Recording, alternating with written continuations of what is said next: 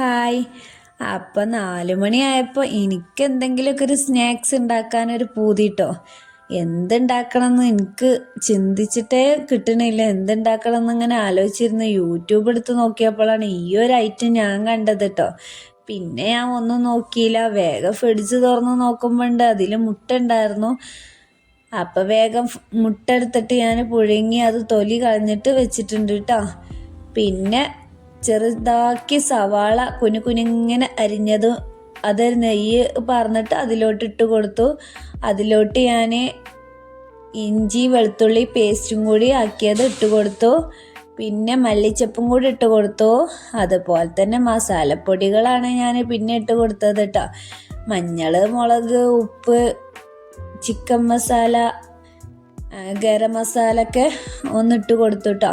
എന്നിട്ട് ഇതാ ഇങ്ങനെ ഇളക്കി കൊടുക്കുക. അപ്പം ഈ ഒരു പരിവാകുമ്പോൾ അത് മാറ്റി വെക്കുക കേട്ടോ. പിന്നെ ഒരു മിക്സിൻ്റെ ജാർ എടുക്കുക, അതിലോട്ട് 2 മുട്ട ഒഴിച്ച് പാരുക കേട്ടോ. അതിലോട്ട് 2 കപ്പ് മൈദപ്പൊടിയും കൂടെ ഇട്ട് കൊടുത്തിട്ടുണ്ട്. പിന്നെ അതിലോട്ട് ഒരു ഗ്ലാസ് പാലും കൂടെ ഒഴിച്ച് കൊടുക്കുക.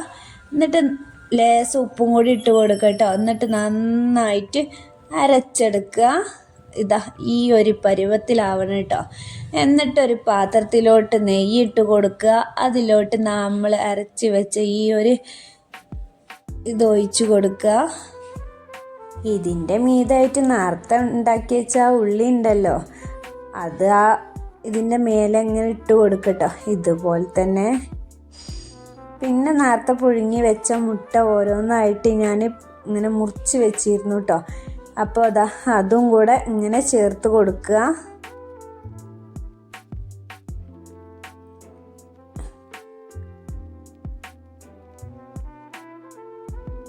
പിന്നെ അതിൻ്റെ മേലെ കുറച്ച് ചൊറുക്ക് കൂടാൻ വേണ്ടി കേട്ടോ ഈ ഒരു പരിപാടിയൊക്കെ എടുക്കുന്നത്. പിന്നെ തക്കാളി മുറിച്ചിട്ട് അതിൻ്റെ മേലെ ഇങ്ങനെ ആയിട്ട് ഇങ്ങനെ സൈഡിൽ കൂടെ ഒക്കെ ഇങ്ങനെ ചേർത്ത് കൊടുക്കുക. അപ്പോൾ ഒരു കാണാനൊരു ഭംഗി, ടേസ്റ്റ് ഒരു ചെറിയൊരു പുളിപ്പ് ഇറങ്ങിയിട്ടുണ്ടാവും കേട്ടോ ഈ തക്കാളീൻ്റെ. നല്ല ടേസ്റ്റ് ഉണ്ട് കേട്ടോ തക്കാളിയും വെച്ചിട്ട്. ആ ഒരു സൈഡ് ആയിട്ടുണ്ട്. ഇനി ഇതൊന്ന് വേറൊരു പാത്രത്തിലോട്ട് നമ്മൾ ഇതുപോലെ ഈ പാത്രം മാറ്റി വെച്ച് വേറൊരു പാത്രത്തിലോട്ട് ഇട്ട് കൊടുക്കുക കേട്ടോ. അതിലോട്ട് ഞാൻ കുറച്ച് നെയ്യും കൂടെ ഒഴിച്ച് കൊടുത്തിട്ടാണ് ഞാൻ ഇതിലോട്ട് ഇട്ട് കൊടുത്തത് കേട്ടോ.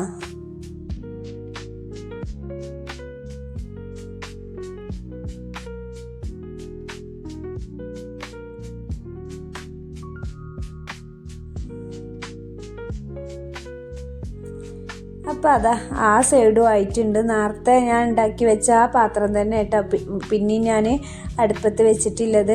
എന്നിട്ട് അതിലോട്ട് പിന്നെ അത് ഇട്ട് കൊടുത്തു. അപ്പോൾ ഈ ഒരു സൈഡും ആയിട്ടുണ്ട് കേട്ടോ. അപ്പോൾ ഞാനിത് അതിൻ്റെ ചെറിയൊരു ചൂട് വിട്ടതിന് ശേഷം ഞാനൊരു പാത്രത്തിലോട്ട് ഇട്ട് കൊടുത്തു. അപ്പോൾ നല്ല ടേസ്റ്റി ആയിട്ടുള്ള പോള റെഡി ആയിട്ടുണ്ട്.